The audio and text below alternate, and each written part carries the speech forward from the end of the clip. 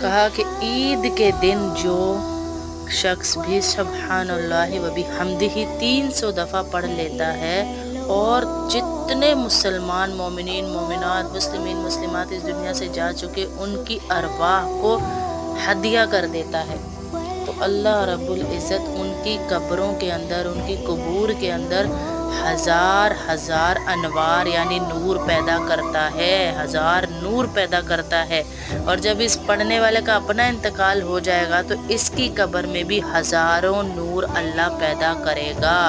وہ نور کیا ہوگا؟ وہ ہمیں جنت تک پہنچائے گا انشاءاللہ۔